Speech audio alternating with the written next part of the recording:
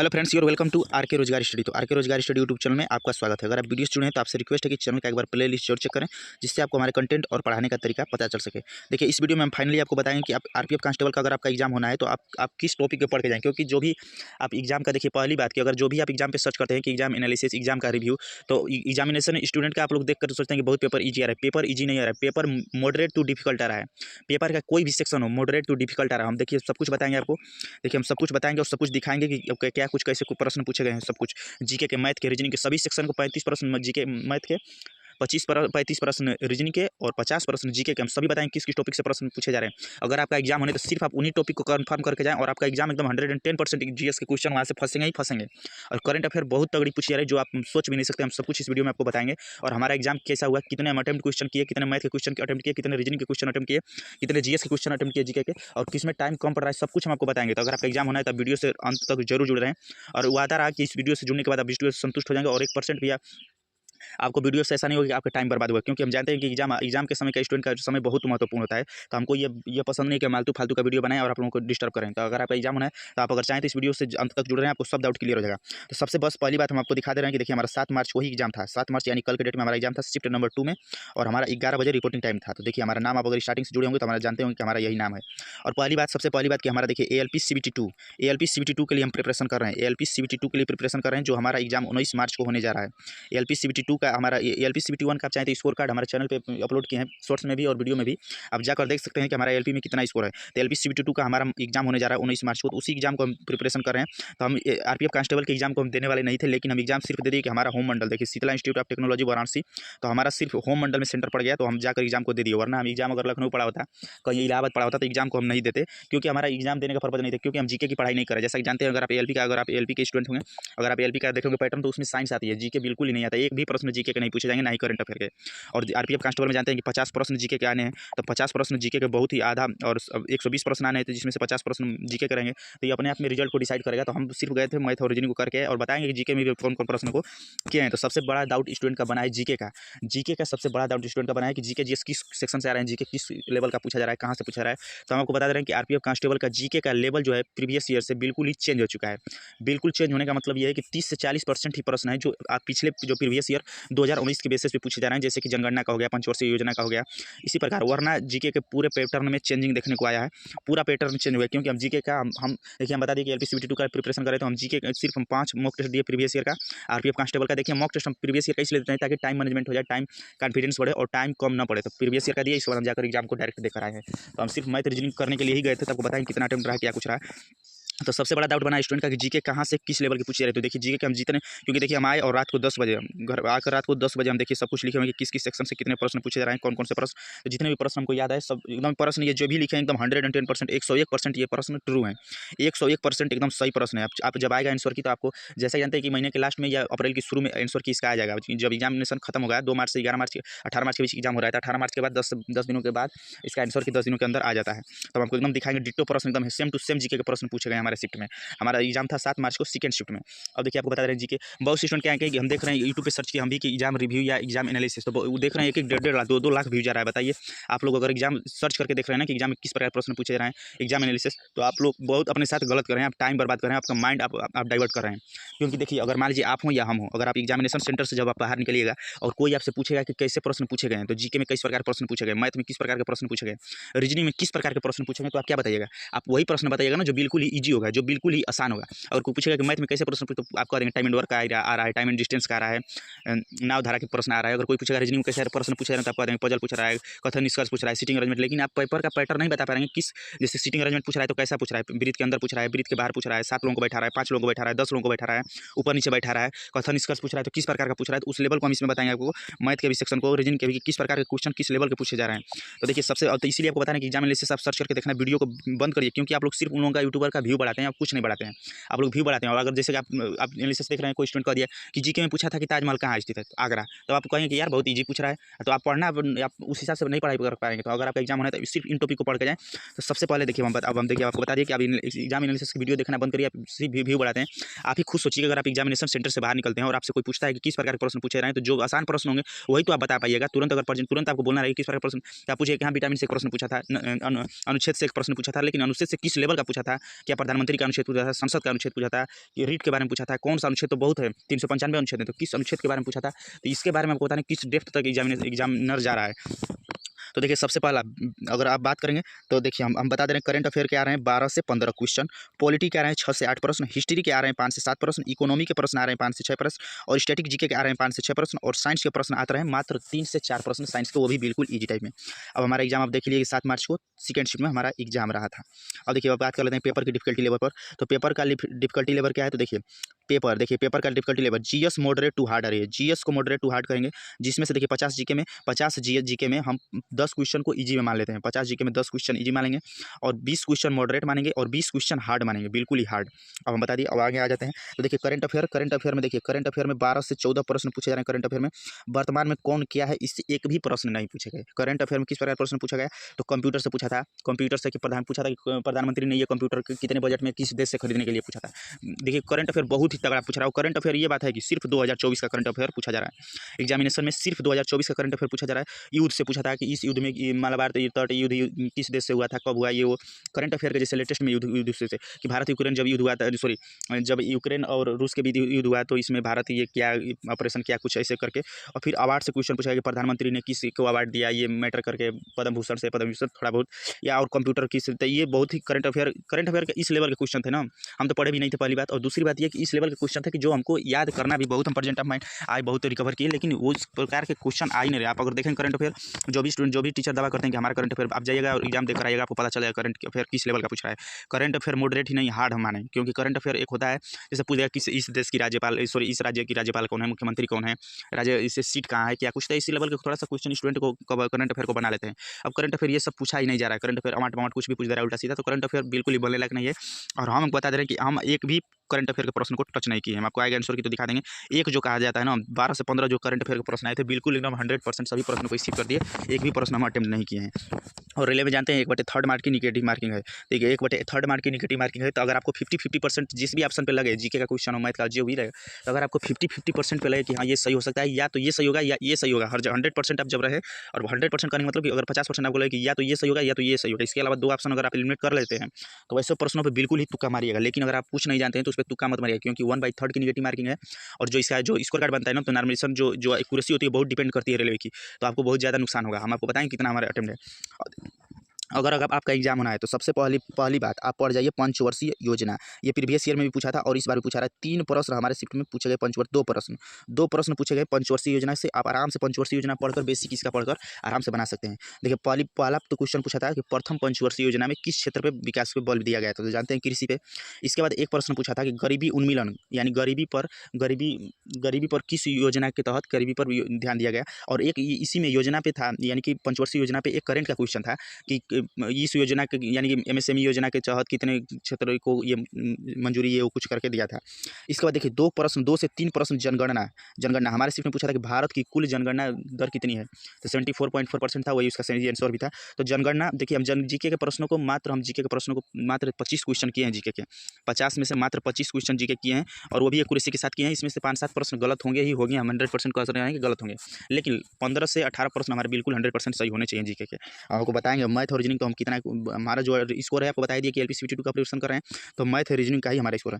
इसके बाद देखिए जनगणना को बिल्कुल ही पढ़ जाइए। जनगणना का बेसिक क्वेश्चन पूछा रहा है, कुल साक्षरता दर पूछा था, और इसके बाद पूछ रहा है कि किस राज्य की जनगणना कितनी घटी उठी है, कि किसकी जनगणना सबसे अधिक है, इसे करके साक्षरता दर से संबंधित।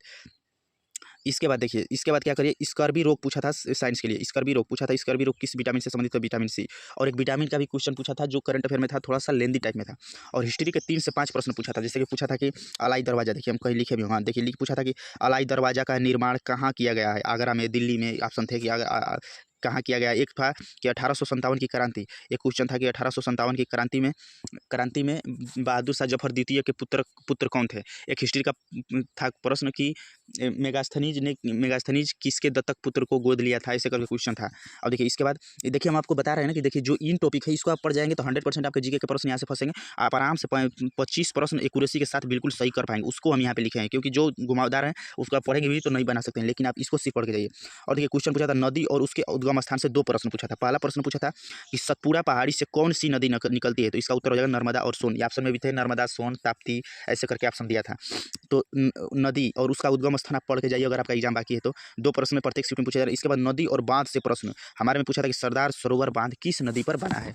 सरदार सरोवर बांध किस नदी पर बना है, तो जैसा कि जानते हैं इसका सही उत्तर होना चाहिए नर्मदा, तो हम नर्मदा ही किए हैं। तो सरदार सरोवर बांध किस नदी पर बना है। और ये भी पूछा था कि अमरकंटक की पहाड़ी से कौन सी नदी निकलती है, कहीं ये इसको भी लिखे होंगे। क्वेश्चन पूछा था कि अमरकंटक की पहाड़ी से कौन सी नदियाँ निकलती है।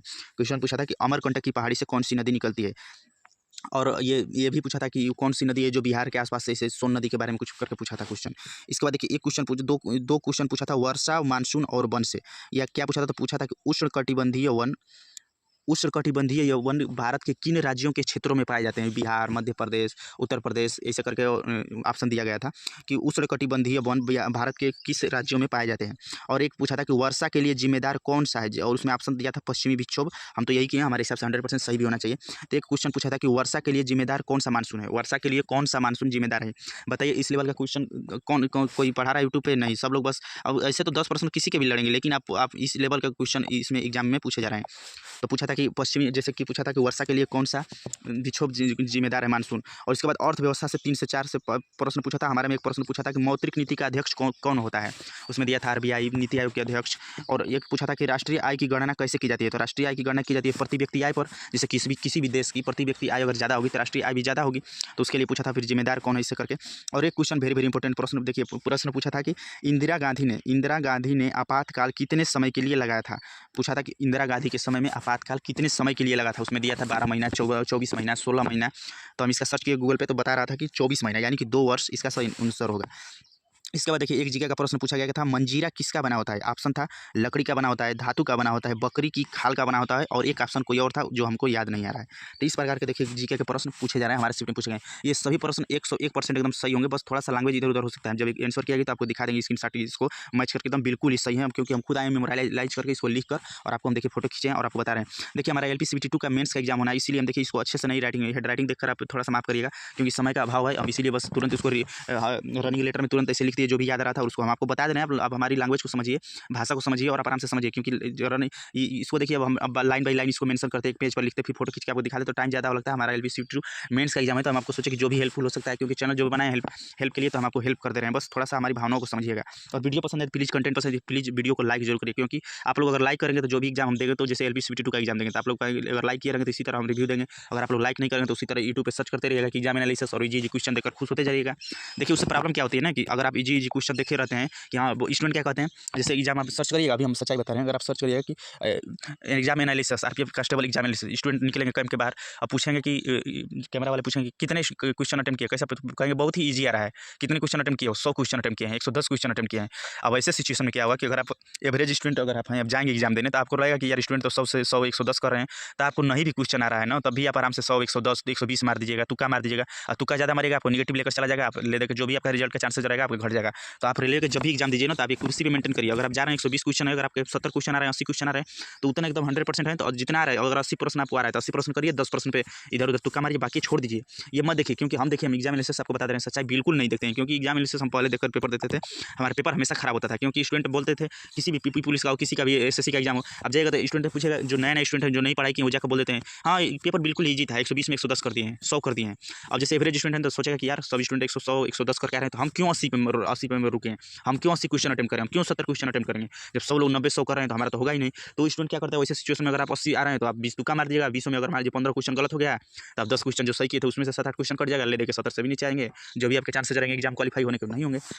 तो इसीलिए आप रेलवे के एग्जाम में तुक्का का प्रयोग मत करिए, और एग्जाम एनालिसिस की वीडियो मत देखिए, आप एग्जाम देकर जाएगा। आपको जो भी स्टूडेंट एग्जाम एनालिसिस की वीडियो देख रहे हैं और रिव्यू देख रहे हैं, जाइएगा एग्जाम देने, आपको घबराहट होगा, आपको टाइम मैनेजमेंट प्रॉब्लम होगा, टाइम आपको समय कम पड़ जाएगा, आपका पेपर बिल्कुल कर रहे हैं 100% कि आपका पेपर खराब हो जाएगा, क्योंकि आप देख रहेंगे सब लोग कहेंगे कि पेपर ईजी आ रहा है, अनुच्छेद से क्वेश्चन पूछा जा रहा है, बताइए स्टूडेंट कह रहे हैं अनुच्छेद से क्वेश्चन पूछा रहा है, अब अनुच्छेद में आप क्या करेगा, पूरा 195 तक 395 तक अनुच्छेद है, उसमें सब कुछ पड़ जाएगा, जबकि उस लेवल के अनुच्छेद पढ़ना, हम आपको कहने का मतलब ये है कि जो कुछ लिखे हुए हैं इसको आप पढ़ जाएंगे तो इससे आप सिक्योर कर लेंगे ना, कम समय में आप आराम से नंबर अच्छा गेन कर पाएंगे, ये कहने का हमारा मतलब है।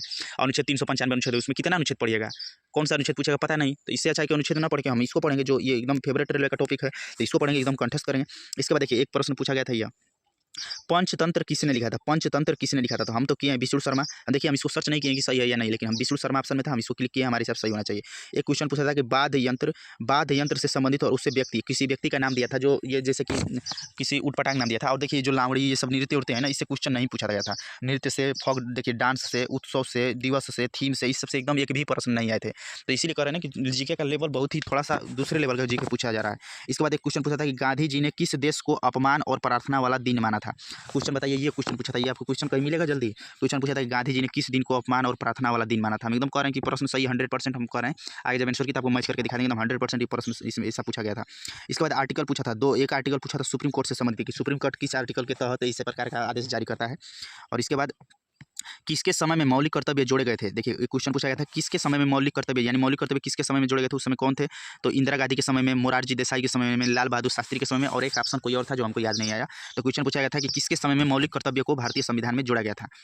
और 44वें संविधान संशोधन से भी क्वेश्चन एक दो क्वेश्चन पूछे गए थे, उससे आप पढ़ लीजिएगा कि कब जोड़ा गया था। और देखिए एक क्वेश्चन पूछा गया था अनुसूचित जाति और अनुसूचित जनजाति का आरक्षण किस राज्य में लागू हुआ है? तो अनुसूचित जाति और अनुसूचित जनजाति का आरक्षण किस राज्य में लागू है? करंट अफेयर का प्रश्न है। एक प्रश्न पूछा था कि सुप्रीम कोर्ट ने किस राज्य को आदेश दिया कि दिल्ली में पानी छोड़ने के लिए आदेश दिया था? ये करंट अफेयर का प्रश्न है, कोई दिया था कि सुप्रीम कोर्ट ने हाल ही में किस राज्य को यह आदेश दिया, दिल्ली में पानी छोड़ने के लिए आदेश दिया? उसमें हरियाणा था, पंजाब था, तो हमारे हिसाब से हरियाणा होना चाहिए, हम हरियाणा किए भी हैं।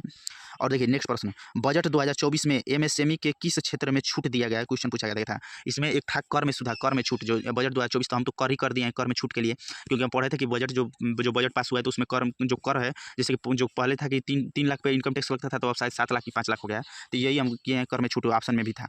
और एक क्वेश्चन था राज्य विधानसभा की मैक्सिमम सीटें क्या है? राज्य विधान परिषद की और विधानसभा की मैक्सिमम सीटें क्या है? तो जीके के इसी प्रकार के प्रश्न पूछे जा रहे हैं। आप इन टॉपिक को पढ़ के अपना स्ट्रॉन्ग कर लीजिए। देखिए जीके हम इसी प्रकार के अपने जीके अपने चैनल की कम्युनिटी पोस्ट में डाल रहे हैं डेली, क्योंकि आप लोगों का एग्जाम हो रहा है। तो देखिए 2 दिन पहले चैनल पर डालेंगे, तो हमारा एग्जाम था, तो हम नहीं 7 तारीख को एग्जाम था, 8 तारीख को वीडियो बना रहे हैं। तो कल हमारा एग्जाम था, तो कल हम कम्युनिटी पोस्ट नहीं डाल पाए, लेकिन देखिए इससे पहले वाले में डाले थे, देखिए 8000 वोट पड़ा है।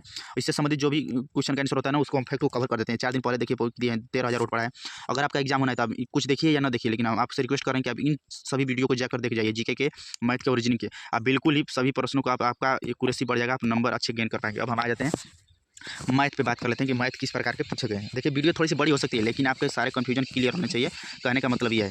तो देखिए मैथ किस प्रकार का पूछा जा रहा है। तो मैथ देखिए, मैथ के बात कर लेते हैं। मैथ में कितने प्रश्न आते हैं? तो मैथ में आते हैं 35 प्रश्न। मैथ में आते हैं 35 प्रश्न। मैथ में 35 प्रश्न आते हैं। इसमें से देखिए ईजी प्रश्न पूछा जा रहा है कितना? तो मैथ में है 35 प्रश्न।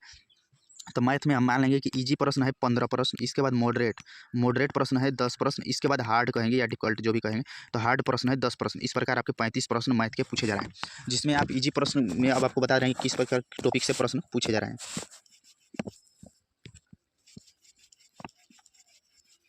तो देखिए जैसे कि पूछा जा रहा है टाइम एंड वर्क से 5 प्रश्न, टाइम एंड वर्क से 5 प्रश्न पूछा गया।